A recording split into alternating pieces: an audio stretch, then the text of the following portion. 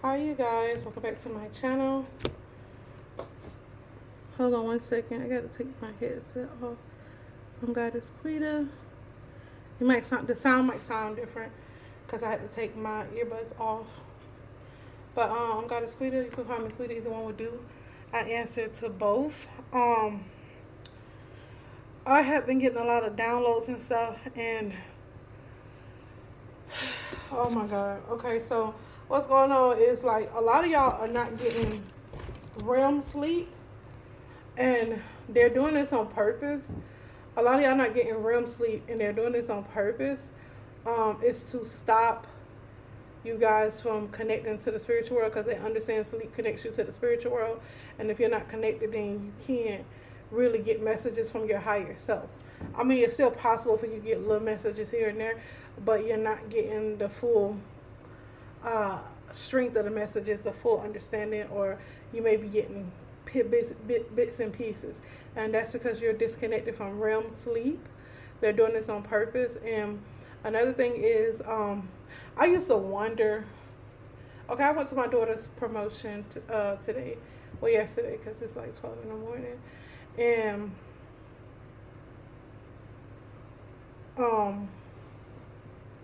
what I was gonna say, yeah, and because I'm looking at something else. Trump lowered the age of SNAP dependent child, which is crazy. Anyways, you guys, I was wondering like why people was coming against me, and Spirit say that it was already people was mass. It was a mass possession that took place somewhere when I think it was around the time Obama took office. I was wondering why everything changed. Everything changed because how they say they have wickedness in high places. It was a mass ritual done for people to be blinded. They everything their spiritual sense was lowered. Their third eye was sleep, closed, whatever. But it was a mass possession going on. That's what happened around the time Obama, 2008, or when Obama took office. It could have happened a little bit before then, but I'm pretty sure it was around 2008. It was a mass possession that took place. And this happened around the Epstein trial. The reason why Satan does anything to overpower anybody sexually, whether through anybody, and that is to break the person down, to break the person's psyche so they can be controlled. Let's just call a spade a spade. That's what it is. And when the Epstein thing happened, when it was brought to light, I should say, how can I put this?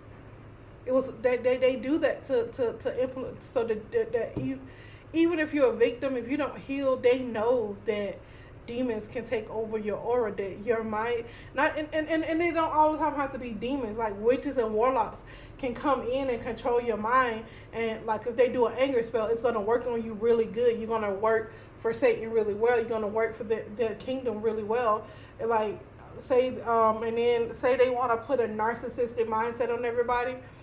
If you're not healed, you're going to take on that. You're going to take to that spell very well. Say if you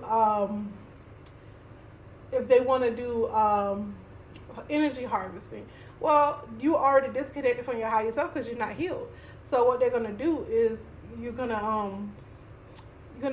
bend to their will. You're not. They're gonna harvest your energy and you not know it. All the blessings that was supposed to come to you, even healing and stuff, they're gonna remove you. They're gonna take everything that you got. And they see you're pregnant in the spirit. That's what they do. Say that they want to pass a law and they don't want no fight back. This is how they do it, y'all. This is through spiritual warfare. I think what God is trying to do is raise the Western world to how other people, other systems in the world use spirituality. They know it's a big part of the human evolution, and the Western world hides it and try to act like it's not there, and then play in our face. Another thing is the Holy Spirit had me. Oh, what was that saying? Dang, I wish I had my book in front of me. If it's right in front of your face, then it's right. It don't matter how wrong it is, how immoral it is. If they tell you in front of your face and you do nothing about it, or you don't understand, or you don't show any resistance, then they feel like that you gave them permission. And that's why the Bible say, my people perish for the lack of knowledge. You perish for the lack of knowledge because of spiritual knowledge that's being held over your head. Basically, you don't know what's going on.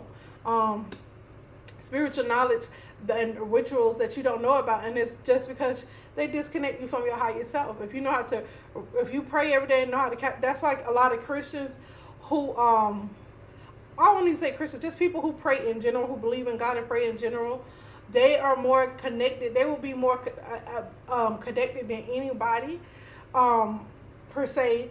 Or if you purposely listen to high frequency music and you clear out your energy, if you purposely take spiritual bath, that's why these people stay. You say, how the wicked stay in office? How the devil stay in control? It's because these people, he keep his people in alignment with him and his will. And if us people who are Christ conscious stay in alignment with God's will, with his people, what he got going on, then the Christ conscious will take over, and it'll be more people living a Christ-filled life. So just be aware of all those different tactics that the enemy is using. So learn how to deliver yourself. I have to deliver myself daily from their python, Medusa spirits, squid spirits, spying demons, gang stalking. I have to deliver myself constantly from these things.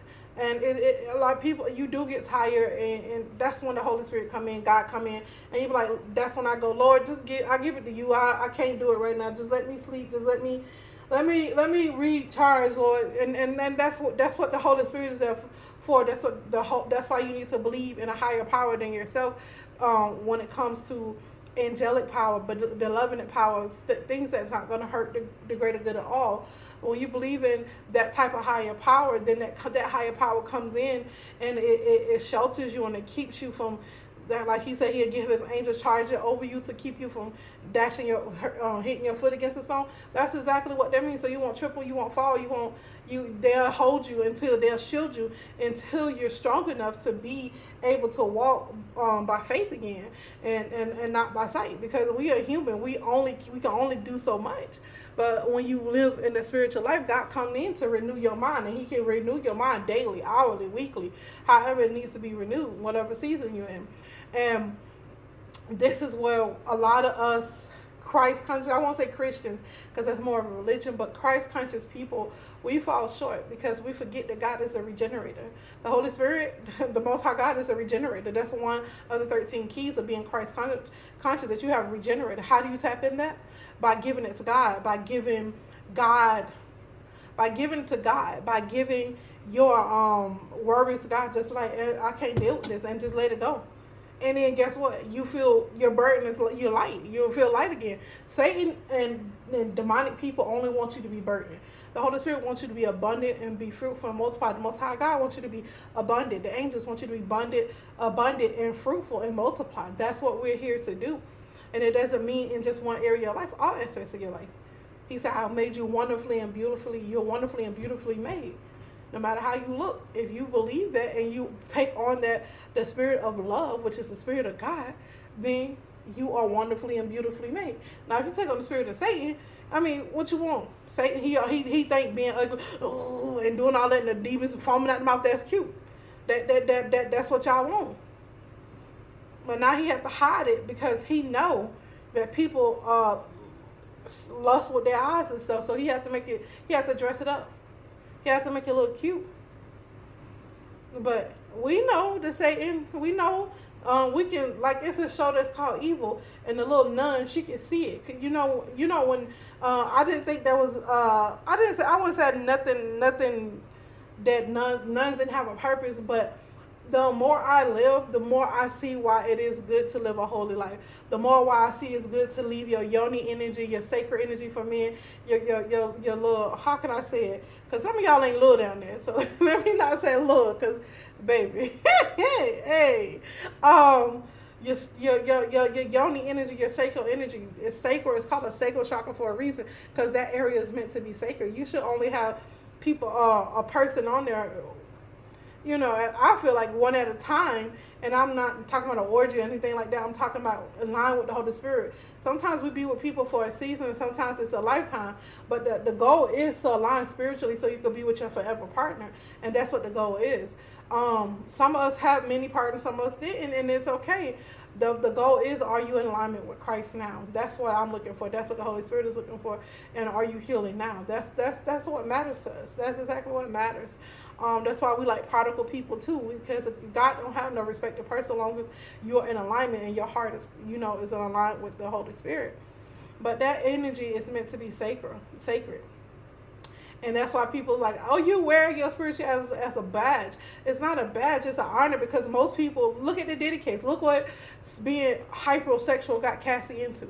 You know what I'm saying? Look what all that, and she had just kept her legs closed and stood on business. Not saying at 19 you should have to, tell a 38-year-old, but sometimes they say, sometimes some people's souls are older than people who are older than you physically. Sometimes your soul is older than the person.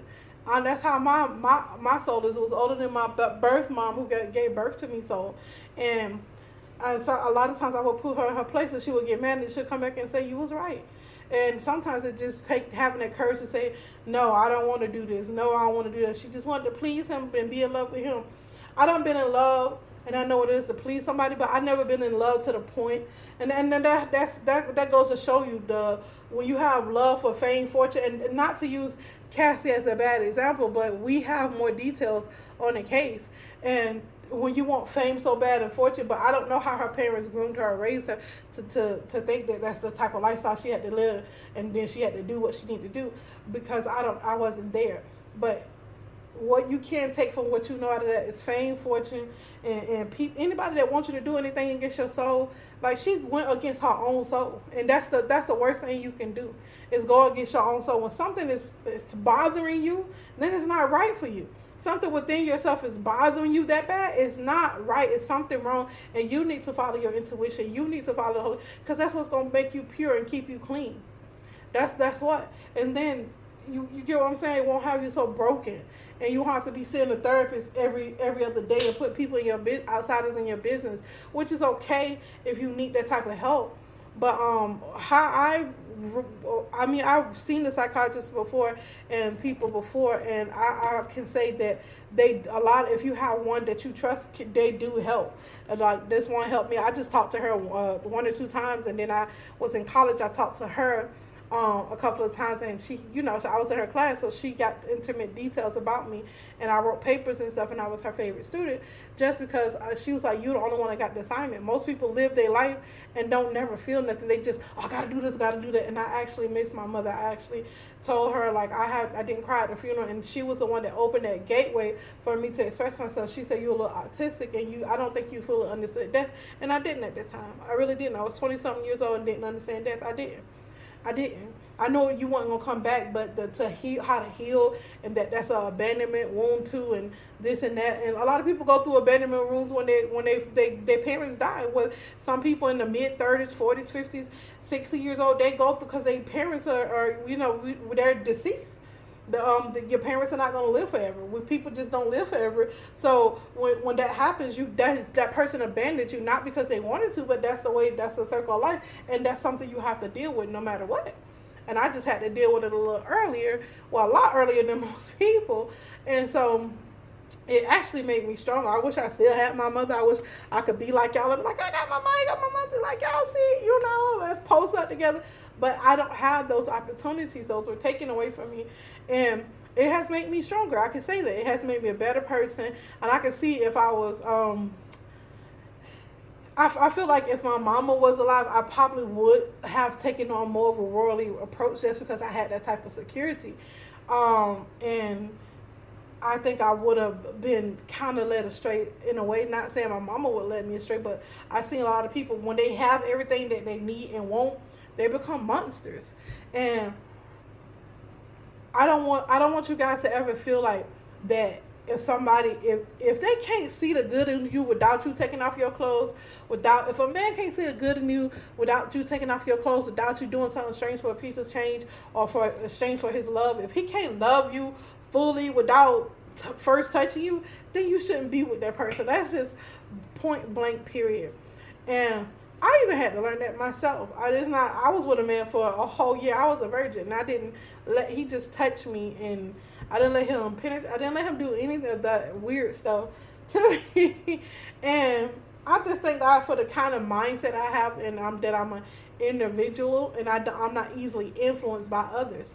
But and I wasn't easy to turn on by fame. I didn't, because I had came from people. My people had money, and they just did strange stuff for money. They hated each other and bite, talk about each other. They told me all their secrets and stuff. So money never was a like, oh my God, I have to have all this money. I have to make all this money, and that has never been a thing for me, because from a very early age it just made people do ugly things. A lot of people in my family do ugly and bad and rude things to other people, and I'm like, can you just, I just always thought it was another way to handle it.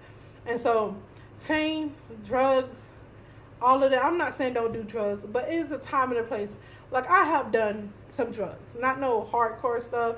Like, yes, I have did a couple of smoke weed, nothing shoot up my nose, nothing up my nose, nothing in my vein. I don't play that.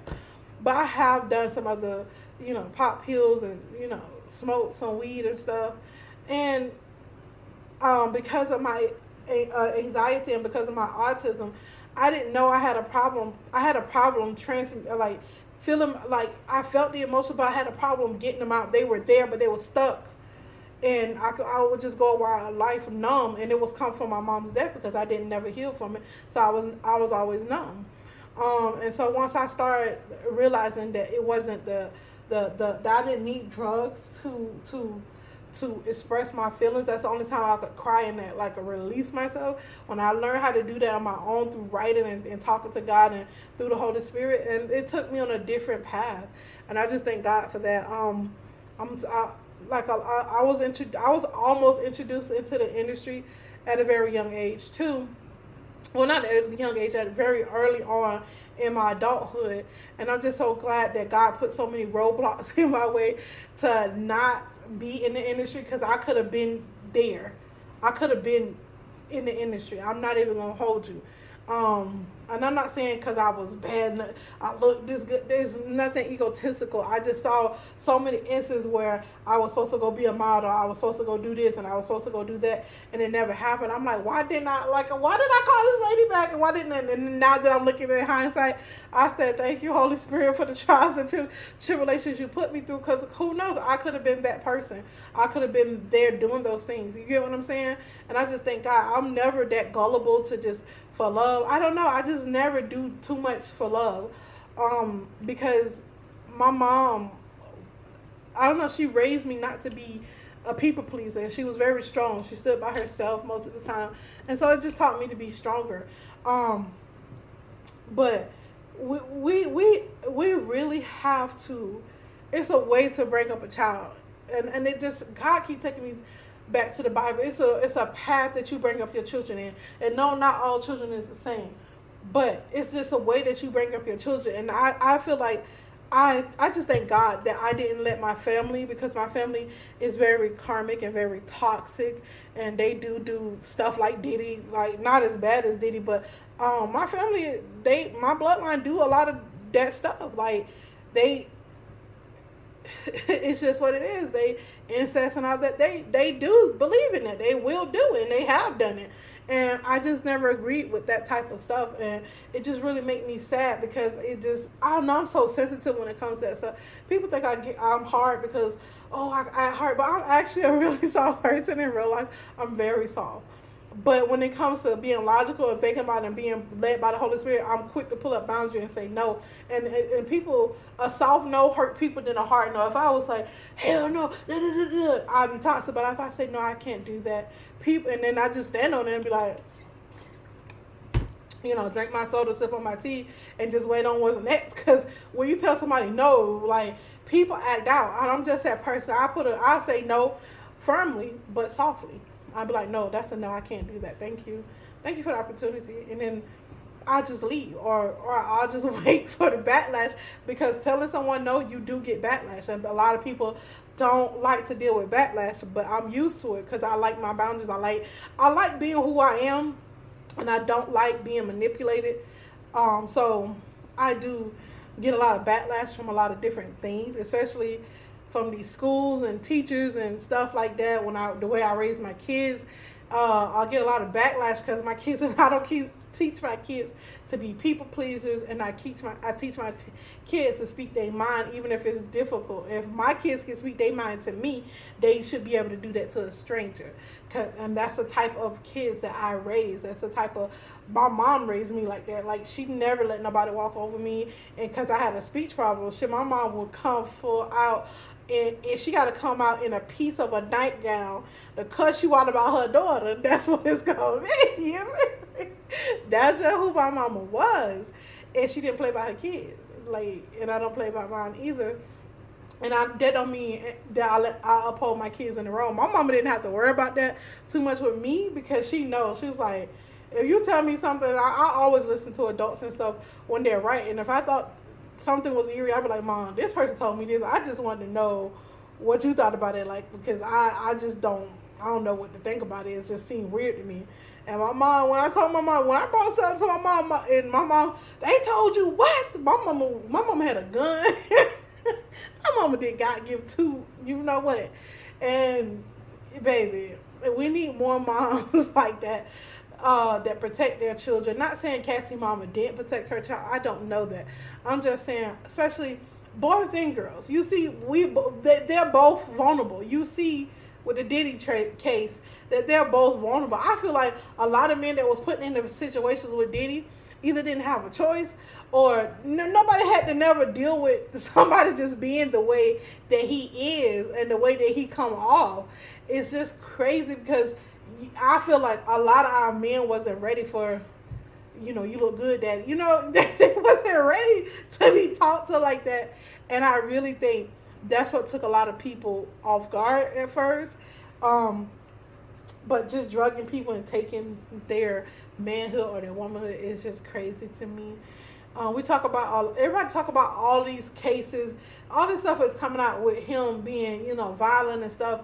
And I get it. I just want to get to the meat of everything, like the people that he took, and the Holy Spirit told me that it was some people that was unalive, and they can't be here to tell their story. So I'm just curious as when is the unalivement gonna come? When is, and it seemed like he got a spiritualist on payroll, because this trial goes left and right all the time. So it seemed like he got somebody on payroll, like a spiritualist, or somebody doing something to keep him, I don't want to say it, but it's just like somebody. It's just, things are not as they appear to be, and I just want to get to the meat of it, because I'm so tired of it. Like, after the nipple thing, after all of that, I'm just like, and the Slurpee thing from the book, I'm good. I just want to know who made him that way. I already know the backstory. The Holy Spirit already gave me. I just want to know from Diddy's point of view.